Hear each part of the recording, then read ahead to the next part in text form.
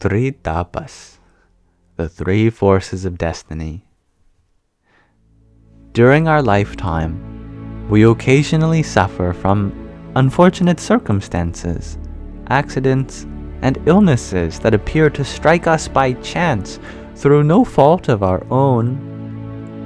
These are, in fact, caused by cosmic influences that can throw us off balance physically, psychically, mentally, or spiritually. Although it may appear so to us, these influences are by no means accidental, as they all follow the universal law of karma, just like everything else in life. Therefore, the cause is always in our own mental attitude, our actions, words, and thoughts, from this life or from earlier lives.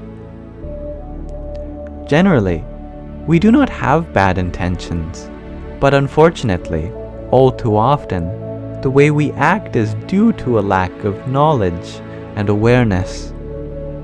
And so, just as poison still has an effect upon us, even when we take it unknowingly, the unconscious violations of the cosmic law will sooner or later also react upon us, painfully. There are three forces of destiny that influence our development from birth. They are called the three tapas.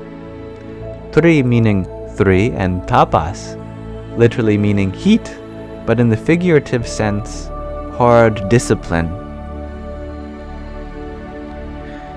These are adhibhautika, adhidaivika, and adhyatmika. Let's talk about those three. Adhibhautika are the various disturbances from the external world that stem from nature or living beings. To this belong influences from heat, cold, noise, natural phenomena such as floods, whirlwinds, and earthquakes, as well as attacks by wild animals or violent people, etc. The adhidaivika are disturbing influences from astral forces and beings. For example, these can be the cause of sudden accidents, mental disturbances, fears, and depression. And then there's adhyatmika. These are influences from the vibrational plane of tattvas, the elements themselves. Amongst other things, these are able to trigger off physical illnesses or mental disturbances. By means of astrology and palmistry, the forces of destiny that influence humans can be recognized and interpreted.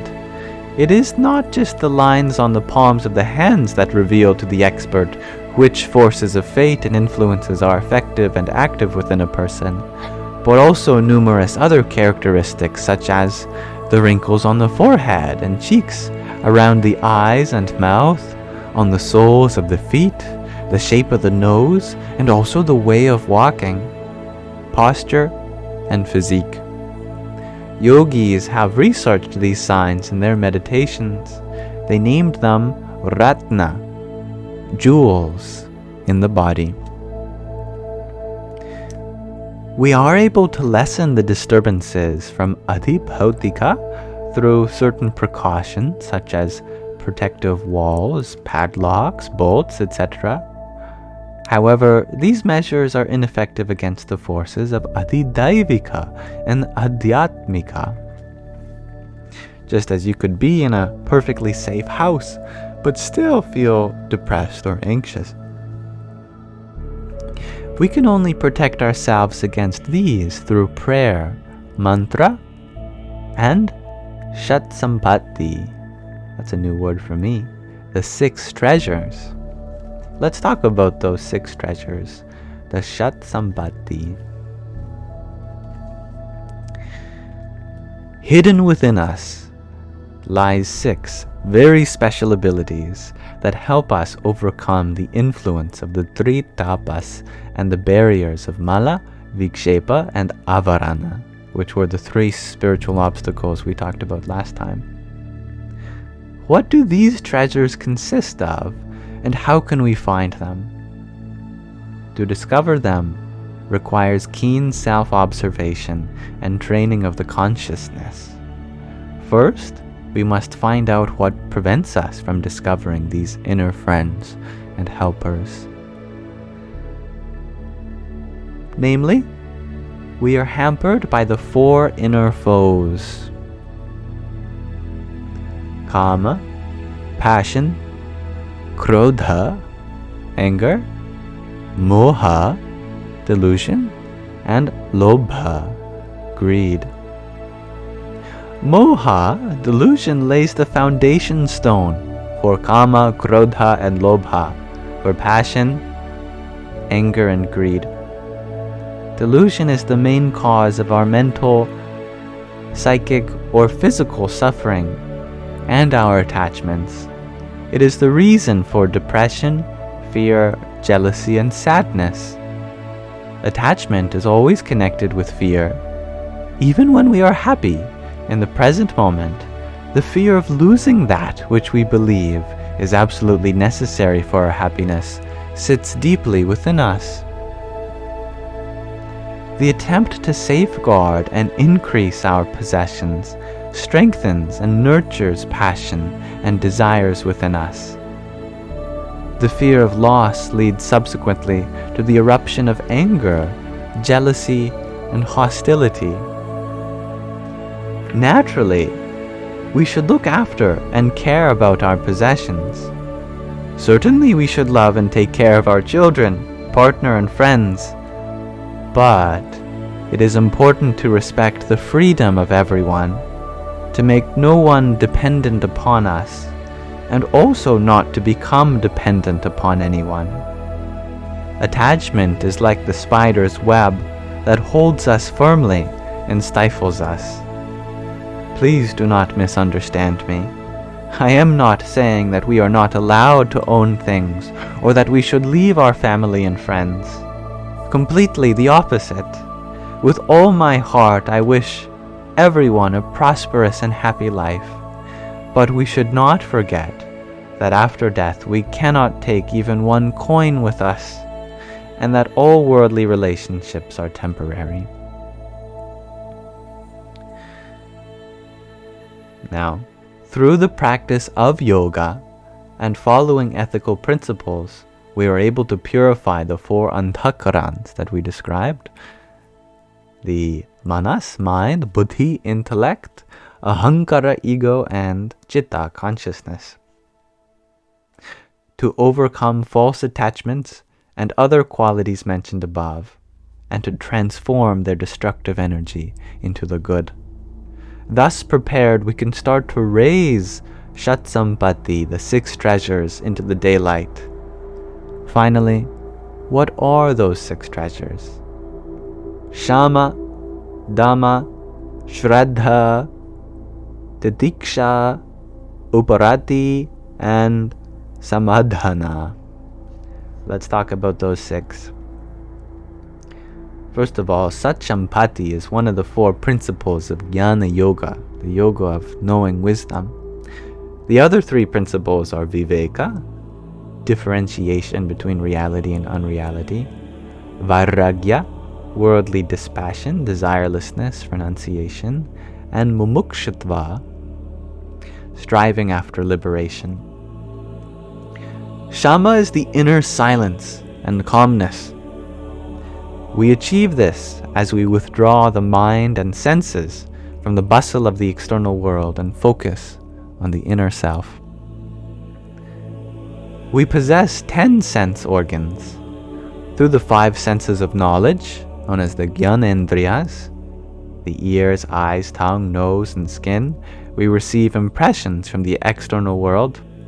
And with the 5 organs of activity, the Karmendriyas, hands, feet, mouth, and the organs of procreation and excretion, we work outwardly. The second treasure is Dhamma, which means self-control. When we rein in the senses, thoughts and emotions with the intellect, the buddhi, so that they do not gallop away like wild horses. It's actually a Bhagavad Gita reference. We are able to avoid ill-considered actions and spare ourselves from the ensuing problems and suffering. Shraddha is the third treasure. It means trust. Trust is something that is absolutely fundamental to spiritual as well as worldly relationships. Where trust is missing, doubt grows and gradually destroys love.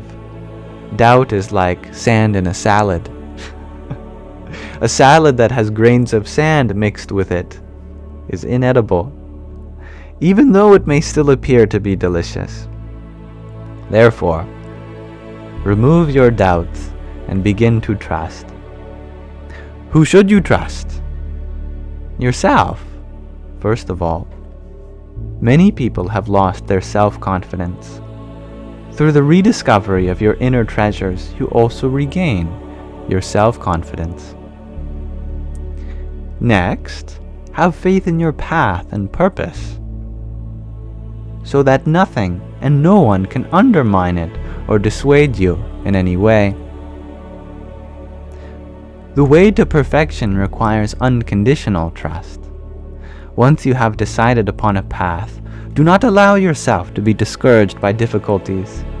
Be deeply committed to the attainment of what you have resolved to do, and say to yourself with inner certainty, I will make it. Do not think, I will try it. With this type of thinking, you cripple yourself. Courageously seize the opportunities that fate offers you and place the outcome of your effort in the hands of the divine. Thirdly, have absolute faith in your spiritual master. If you constantly doubt, you are unable to see the truth, even if it is directly before your eyes. Shraddha is primal trust, such as that between a mother and her child. A crying baby quietens as soon as the mother takes it into her arms, because with this it feels safe and secure. Whoever possesses this natural capacity to trust is happy and successful in life. You are only able to recognize the truth when you show unconditional trust in your spiritual master, just like a child to its mother. The fourth treasure is uparati, and it means to rise above things by not being dependent or being afraid. When you face everything with a positive attitude, you cannot really be harmed because you are able to draw valuable lessons from everything, even accidents. Fear and problems always arise when we are afraid of losing something. A wealthy person who is surrounded by guards, bolts, and padlocks is, in reality, a prisoner of their own possessions. In the principles of Raja Yoga, it is said, that is the royal yoga, you should not accumulate possessions. Specifically, the word is aparigraha, non-accumulation, and it is one of the principles of Raja Yoga. Rise above worldly things and practice renunciation, not as a painful turning away from the world, but as a liberating act of turning towards the divine. Mahatma Gandhi also said, renounce and enjoy. This is an important rule of life. The fifth treasure is the diksha. It means equanimity and inner strength. Everyone is aware that they will continue to face obstacles and difficulties in life. When was our existence ever completely free of problems? Do not lose your nerve, even if a situation appears to be hopeless. Remember that nothing lasts forever. Only the self is unchanging and eternal. Everything else is changeable and transitory because time continues to march on inexorably. The body is changing every second, just as thoughts, feelings, and situations also continue to change. Never despair, Even if you should fare badly at some time, pray to the divine for titiksha, inner strength, courage, and steadfastness. And the last of the 6 treasures is Samadhana. And it means inner composure and the ability to remain focused on one's goal. Never lose sight of the goal. If disturbances and resistance surface, set yourself down quietly, close your eyes, and carefully think about the situation. If you feel a surge of malice or rage building within you, do not act at once. Remain detached and merely observe your own emotions. Sri Mahaprabhuji said, "When the waves are high, one should not dive into the sea for pearls." Therefore, wait until the inner waves have again subsided. Then, carefully and calmly put the following questions to yourself. What have I done? Why have I acted so? What have I thought? Why have I thought so? What do I think now? Why do I think so? What should I think? And how should I act?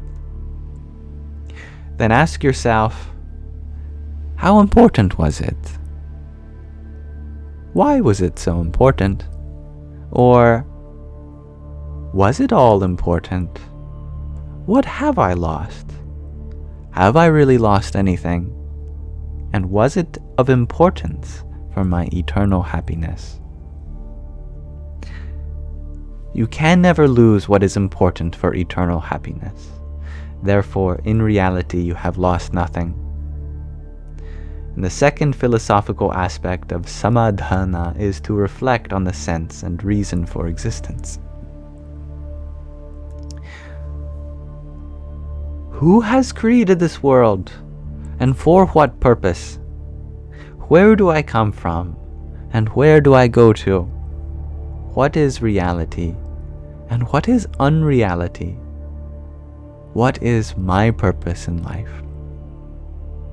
Therefore, on a general level, this 6th treasure, Samadhana, means to withdraw and observe.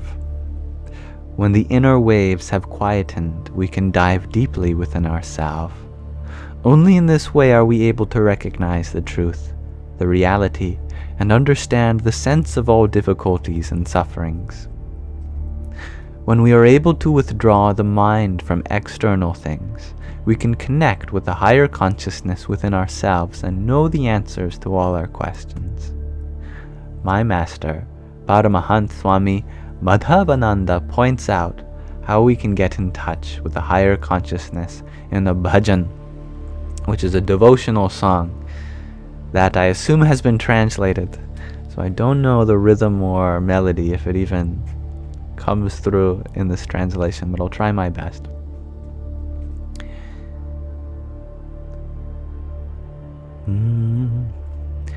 What is the essence of the world? Meditate on this every day. Allow the words of wisdom to surround you and to live within you. Deepen the spiritual practice towards self-realization. Study the teachings of the saints and divine incarnations and internalize them in order to truly understand them. Never think or speak despairingly about the Satguru or the Holy Scriptures. Do not allow any obstacles to goodness to take root within you.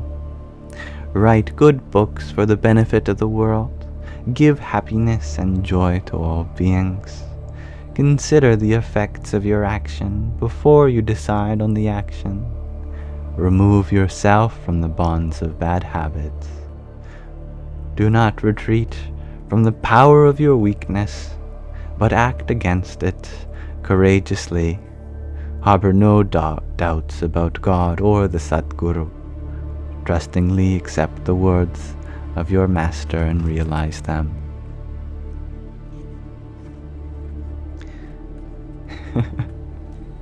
Thank you for listening.